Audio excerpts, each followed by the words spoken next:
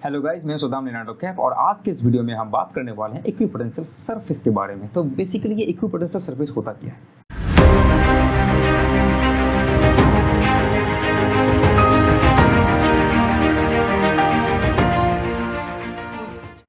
पिछली बार हमने बात किया था किस तरह से इलेक्ट्रिक फील्ड जो होती है, अगर एक चार्ज पार्टिकल यहाँ रख दें तो इससे इलेक्ट्रिक फील्ड क्या होती है, इस टाइप से मूव करती है अगर चार्ज मेरा क्या है, प्लस है।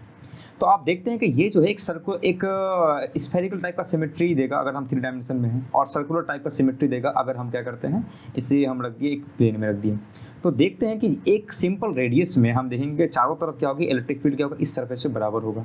अगर हम ऐसे ले लें तो यहाँ पे देखिएगा इस सरफेस के लिए जितना भी इलेक्ट्रिक फील्ड लाइन्स निकलता है वो क्या होगा, बराबर होगा।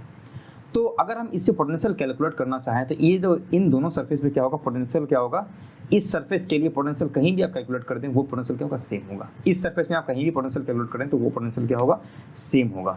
तो इसी कॉन्सेप्ट को हम क्या करते हैं, इक्विपोटेंशियल सरफेस के एक पोटेंशियल में क्या होता है, वो सरफेस जिसमें इलेक्ट्रिक पोटेंशियल का जो वैल्यू है कहीं भी चेंज नहीं होता है उसे हम कहते हैं इक्विपोटेंशियल सरफेस। जैसे कि मान लीजिए यहाँ एक चार्ज रखा हुआ है तो इस सरफेस पे इस चार्ज की वजह से पोटेंशियल क्या होगा, हर एक जगह सेम होगा। That is the meaning of electric potential.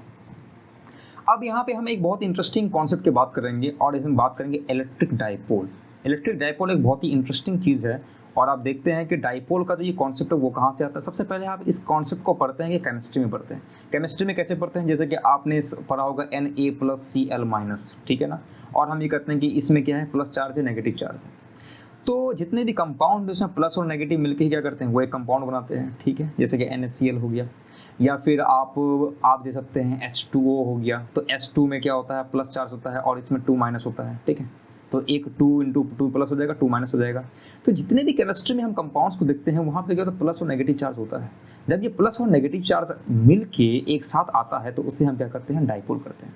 अब आप बोलोगे कि प्लस और माइनस चार्ज एक दूसरे के अंदर घुस जाते हैं तो ये तो खत्म हो जाना चाहिए, यही बात है। जब आप केमिस्ट्री में देखते हैं कि वहाँ पे एक कंपाउंड प्लस होता है, एक कंपाउंड नेगेटिव होता है, बट वो स्टिल क्या होता है, कंपाउंड बनाता है।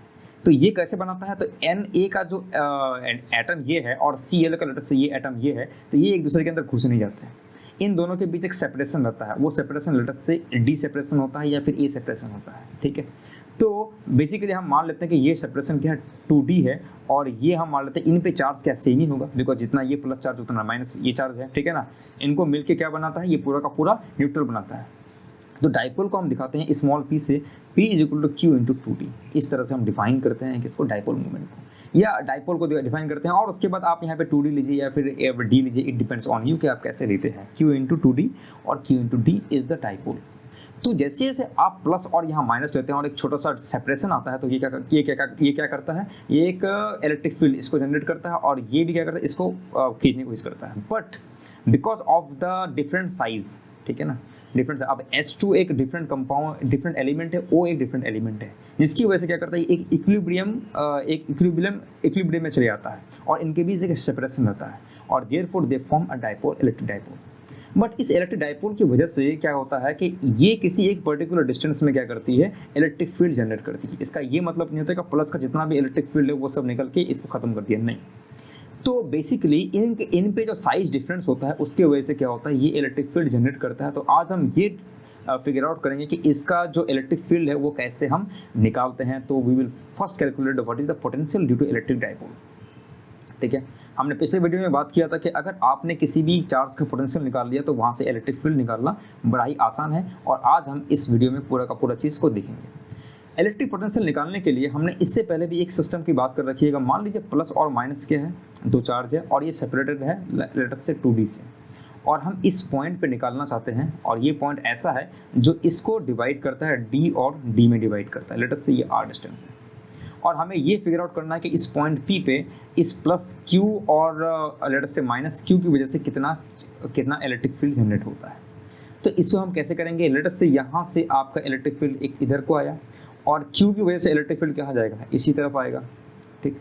जब ये एक इलेक्ट्रिक फील्ड कहाँ चला गया, इधर से चला गया, एक इलेक्ट्रिक फील्ड इधर आया, तो टोटल इलेक्ट्रिक फील्ड क्या होगा, इस डायरेक्शन में होगा, ठीक।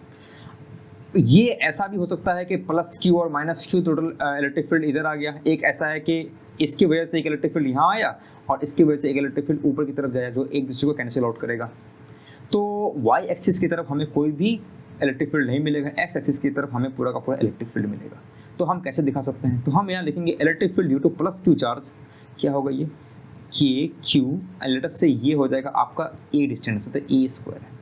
Electric field due to minus q charge मेरा क्या हो जाएगा, तो ये इलेक्ट्रिक फील्ड यहाँ आ गया एक इलेक्ट्रिक फील्ड, और ये इलेक्ट्रिक फील्ड क्या हो गया माइनस क्यू से इस तरफ आ गया, ये प्लस क्यू वाला है, माइनस के क्यू ओवर ए स्क्वायर। ठीक, अब ऑब्वियसली ये क्या है थीटा एंगल बनाता है, तो यहाँ भी क्या होगा थीटा एंगल बनेगा। जब थीटा एंगल बनाएगा तो ये वाला भी क्या बनाएगा, ये थीटा एंगल बनाएगा, क्योंकि ये अगर मान लेते हैं हम ये थीटा एंगल दोनों जगह सेम है। तो बेसिकली ये क्या हो जाएगा, मुझे पता है कि सुपरपोजिशन करना पड़ेगा, लेकिन सुपरपोजिशन हम कैसे करेंगे, तो ई प्लस क्यू क्या बनाएगा, ई प्लस क्यू का एक्स डायरेक्शन में कितना होगा, ये तो आर्बिट्रेरी डायरेक्शन में है, तो ये हो जाएगा E plus Q into cos theta X hat. और सिमिलरली प्लस हम कर देंगे E minus Q cos theta into x hat, ये हम कर सकते हैं। Am I correct? अब ई प्लस क्यू क्या होता है K Q over A square cos theta, and E minus Q देगा माइनस के क्यू ओवर ए स्क्वायर कॉस थीटा। अब आप बोलेंगे ये दोनों तो खत्म हो गया, बचा ही क्या। बेसिकली क्या होता है इलेक्ट्रिक फील्ड का जो डायरेक्शन वो इस डायरेक्शन में है, दोनों ऐड अप होगा, ठीक है ना। तो यहाँ पे हम क्या करते हैं ये माइनस को नहीं देखते हैं, क्योंकि इलेक्ट्रिक फील्ड को हमने ऑलरेडी यहाँ पे कंसिडर कर लिया कि ये इसकी तरफ है, ठीक है, हम डायग्राम बना लिया है। तो हम क्या कर सकते हैं, हम ये कर सकते हैं के क्यू ओवर ए स्क्वायर कॉस थीटा कितना आएगा, cos theta is equal to होता है b, b is equal to क्या होता है डी है, ओवर एच, एच क्या होता है ये 90 डिग्री है, और ए स्क्वायर है यहाँ पर, ये होगा एच इंटू एक्स हेट, मान लेते हैं ये एक्स हेट है, ठीक। और ये दोनों ऐड होगा तो ये क्या होगा क्यू हो जाएगा। मान लेते हैं कि हमें जो है ना ए जो है ना पता नहीं है, ठीक है ना, ए हमको पता नहीं है, तो ए को हम किस पे डिफाइन कर सकते हैं, ए इज इक्वल टू हम डिफाइन कर सकते हैं r square plus d square. क्योंकि देखो मुझे पता है कि डी क्या है, इन दोनों के बीच का सेपरेशन क्या है, और मैं चाहता हूँ कि इन दोनों के जो मिडिल पॉइंट है वहाँ से हम देखें कि इलेक्ट्रिक फील्ड किसी पॉइंट पर कितना होगा, ठीक है, ये हम देख रहे हैं। अभी हम ये नहीं देख रहे हैं कि यहाँ से कितना है और इस चार्ज से कितना है, क्योंकि ये पूरा सिस्टम बन गया, प्लस और माइनस का सिस्टम बन गया, तो हमें ये देखना बहुत आसान रहेगा कि इन दोनों का मिड पॉइंट जो है उससे कितना इलेक्ट्रिक फील्ड हो सकता है। तो इसके लिए हम क्या करेंगे 2kq हम लेंगे, ए स्क्वायर बराबर क्या होगा r square plus d square हो जाएगा यहाँ पर, इनटू डी को हम डी लेते हैं, और बेसिकली यहाँ पे कॉस थीटा है ना, तो ये ए होगा नॉट ए स्क्वायर। तो ए अगर हमें लेना है तो r square plus d square to the power square root into x hat. तो इलेक्ट्रिक फील्ड क्या हो गया, इलेक्ट्रिक फील्ड हो गया आपका एक्स डायरेक्शन में 2kq over are square plus d square to the power 3/2 into x hat, ये हो गया हमारा इलेक्ट्रिक फील्ड। तो ये total electric field x direction में, टोटल इलेक्ट्रिक फील्ड क्या वाई डायरेक्शन में क्या हुआ 0 हो गया।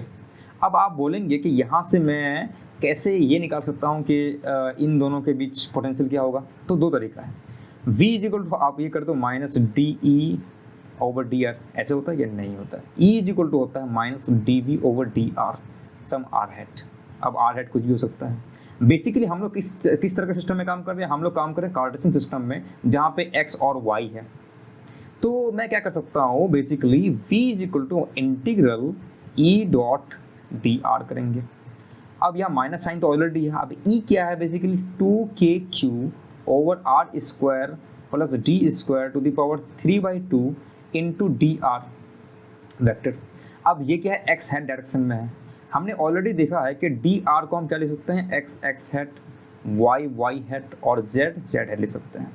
तो अब बताइए एक्स और वाई में जब हेट होगा तो क्या होगा 0 हो जाएगा, एक्स और जेड में जब डॉट प्रोडक्ट होगा तो 0 हो जाएगा, एक्स और एक्स मिलकर हमें क्या देगा सिर्फ ओनली ये देगा, तो X hat into x hat. तो बेसिकली ये क्या देगा आपको डी आर है D X sorry D Y और डी जेड। तो ये आपको देगा 2kq over are square D square to the power 32 into D X दे देगा, ठीक है। अब ये जो r है, r क्या है मेरा बेसिकली यहाँ पे r आपको समझ में आना चाहिए कि ये r एक वेरिएबल है, ठीक है। अगर हम यहाँ पे dx यूज़ कर रहे हैं तो यहाँ पे भी आप क्या कर लें dx यूज़ कर लें, ठीक, that is the variable just only. तो इन दिस केस हम क्या कर सकते हैं, इसमें हम कर सकते हैं कि इसका आप इंटीग्रल कर लो। तो कैसे इंटीग्रल कर लेंगे, x is equal to d tan theta अगर आप कर सकते हैं टेन थीटा, ठीक है। तो x square is equal to क्या हो जाएगा d square tan square theta हो जाएगा, तो डी यहाँ है। उसके बाद अगर मैं यहाँ पे डिफ्रेंशिएट करूँगा तो डी इंटू एक्स का डिफ्रेंशिएट करूँगा तो क्या हो जाएगा मेरा, ये डी है, sec square theta d theta हो जाएगा, correct.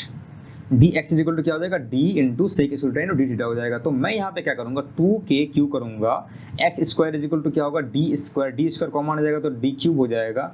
1 plus ten square theta क्या होता है, सेक स्क्वायर थीटा, और यहाँ 3/2 से कैंसिल हो जाएगा तो सेक क्यूब थीटा होता है। डी एक्स बराबर क्या हो जाएगा यहाँ पर, d into sec square theta into d theta हो जाएगा। ये डी एक कैंसिल हो गया, तो ये बच रहा है मेरा 2k over d square, D का कोई काम तो है नहीं, और सेक क्यूब थीटा क्या हो जाएगा, ये सेक ए से कैंसिल हो गया, एक सेक बच गया, ऊपर जाएगा तो क्या हो जाएगा मेरा कॉस थीटा बनेगा इंटू थीटा।